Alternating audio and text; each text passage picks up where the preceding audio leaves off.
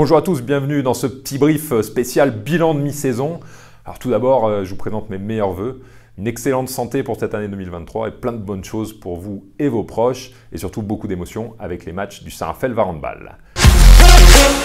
185, c'est le nombre d'entreprises privées partenaires au sein du club des partenaires.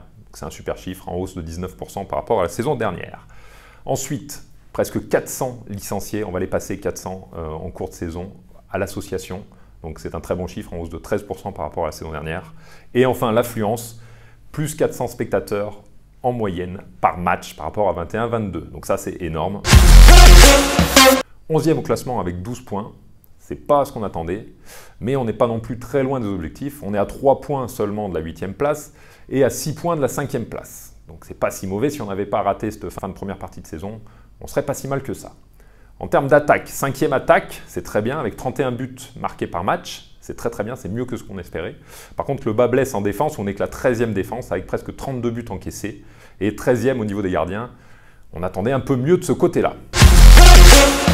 Alors, on le sait tous, une nouvelle année avec beaucoup de changements dans l'équipe. 7 nouveaux joueurs, dont 5 sur la base arrière, 2 nouveaux coachs. Donc une mayonnaise à faire prendre, on en a beaucoup parlé. Un début de calendrier pas facile du tout, avec les 5 premières journées qui étaient très compliquées, où on a vu plutôt une bonne défense, mais malheureusement des gros trous, notamment en fin de première mi-temps, qui nous ont fait perdre pied plusieurs fois. Ensuite, on a eu une petite baisse en défense, qui a été due aussi à la blessure de Henningman, on y reviendra un peu plus tard. Donc la deuxième partie de première phase a été moins bonne. Par contre, ce qui est très bien, c'est une solidité à domicile, on va le voir un peu plus tard, mais ça a été très bien à domicile, vous avez vu beaucoup de matchs où on a gagné. Et enfin, vraiment une toute fin de première phase qui a été un peu ratée, je pense au match à Ivry qu'on doit absolument gagner, et en plus en découle le match d'Aix qu'on perd sans vraiment jouer, parce que Aix n'avait pas beaucoup plus envie de gagner que nous, donc celui-là un petit peu compliqué. C'est les blessures, la blessure de Chema Marquez qui n'a pas joué pratiquement de la première phase, il a fait seulement 2 matchs. Chema Marquez qui est le meilleur buteur de l'Asobal, la ligue espagnole, la saison dernière, qui devait nous apporter du punch, voilà, des rotations, ce qu'on n'a pas eu. Et une blessure au dos de Henningman qui nous a contraint à l'utiliser seulement en défense.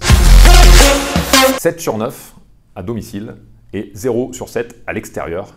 Donc, vous voyez, un gros décalage sur cette première partie de saison. Il faut faire beaucoup mieux en deuxième partie pour pouvoir espérer remonter dans le classement. Alors j'en ai pris 3. Benjamin Bataille, très bonne recrue, 88 buts. Il est meilleur buteur, co-meilleur buteur de l'Equimoli Star League. On parle hors penalty, mais c'est quand même quelque chose qu'il faut faire pour un joueur de la base arrière. C'est très intéressant. Il retrouve un niveau qu'il avait à Ivry et il avait beaucoup moins de temps de jeu à Montpellier. Et chez nous, il s'exprime et vous l'avez adoré.